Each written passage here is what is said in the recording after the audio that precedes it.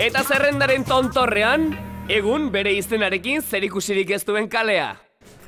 1, 2, 3, 16, 17, 18, 19, 20, 21, 22, 23, 24, 28, 29, 32, 33 eta are gehiago. Ez dago Euskal Herrian hainbeste taberna duen beste kalerik. Ia 50 gora izue. Bai? Bai.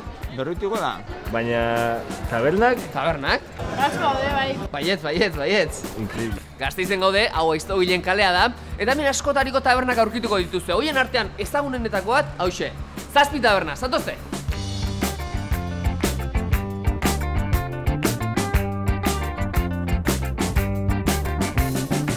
Josu hemendik ikuspegia desente desberdina da, ni normalean bestaldean egoten naiz, eta ez du jendea hola niri begirata sumatzen, eta normal ni zuei begira egoten naiz, ezta?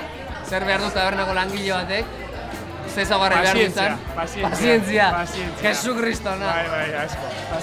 Elementu asko tortzan da. Bueno, bai, gauetan mozkorrak eta, gero bokarioak inpazienteak esatzeko eta asko daude. Hoiexek dira kale jendetxo honetan lan egitaren ondorioak. Mota guztietako lagunak aurki ditzakegu Aiztogile kalean. Gazteak, nagusiagoak, umeak, detarek. Hortaz... Honetan gazteagoak, ikasleak, gehien bat. Pero ostiral eta lagun batetan gazteizko jendea eta denetarek.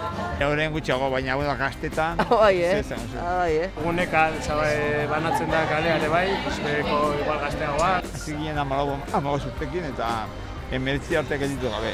Hemen nortzuk biltzen dira? Hemen, ezaugarri garrantzitsua izan daiteke, mota guztietako jendea dator, adin guztietakoa ere bai. Gazteak, ez horren gazteak ere bai, hiltzen gara. Nola izaten da gaua? Segun, okerra ez dira asko. Hasi oker, eta gero hobetu da. Honetan gehienak oker datoz, ja, así que... Eta nondik, etortzen dira baina oker? Etxetik? Ja, orain oso garestia da, tabernan edatea eta etxean edaten da. Ez, kutxe ez da alderdi garestiena. Berez, merkeena, Gasteiz barruan merkenetakoa da. Betiko, poteo kalia delako eta... Nik uste dut, hau da, giro beroena dauka. Nahiko giro ona dago eta... Giroa badagoela argi dago, baina zergatik dago hainbeste taberna kale honetan? Ez da ideik, parrandazalea gehalako izan. Bai, ala. Zabeke. Gasteizen farrazak asko badako. Pixka da. Eneko izanik bizitza zoa mazulako ona etortzen. Gipuzkoara etortzen gara dirue jartzea eta... Bai, guain. Orduan tabernetan jartzen duten musika ere Gipuzkoarrongatik izango da, ezta? Hemen zehazki patxangeo gehiago. Bai? Gauean bai. Beste hola patzun, bai, Hori badago Gasteizen aldetarrean, Zaiatzen gara, ber. Igual patxangeoa, gero... kortaturen bat, edo... alakoak. Bisbal eta alakoak, ezta? Bisbal igual gehiago izatea. Hori asko etxe da. Ordu batetik aurrea ez du importa, ez da musika zentuzen. Eta arrimatzeko balio baldin badu, ja, intu barrea. Azkenean beti ligatze kontuekin bukatzen dugu. Eta horretarako lehenengo urratsan neska edo mutilari trago bat ordaintzea izan liteke.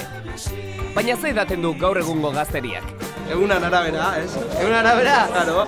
Kalimotxoa garagarda, hori gehien bat, gero kubatak, denetarik. Patxarana. Ez ostegunetan kubata gehiago. Bai, Larun bat eta ostrialetan kalimotxo eta garagarda. Bai, eta txirriz klaseak bai, pixkat. Zema kalimotxo gau batean? Zen bat, ez dakit. Asko. Halako eskaintza izan da, ez aldako kompetentzia handiegia tabernen artean. Beste tabernarekin harremana zer guzko da?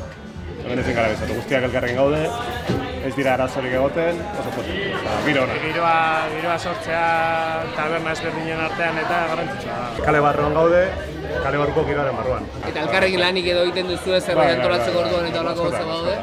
Antolate dituzten zerak, Sagardaren eguna eta horakoak, adibidez, gaurkoa bezala pintxobote egin beharren katuzkatu egiten duela eta hori. Auzokide bikainak dira orduan kale honetako tabernariak. Aizuta, horretaz ari garela, gogoan duzu kalearen izena? Kutxi.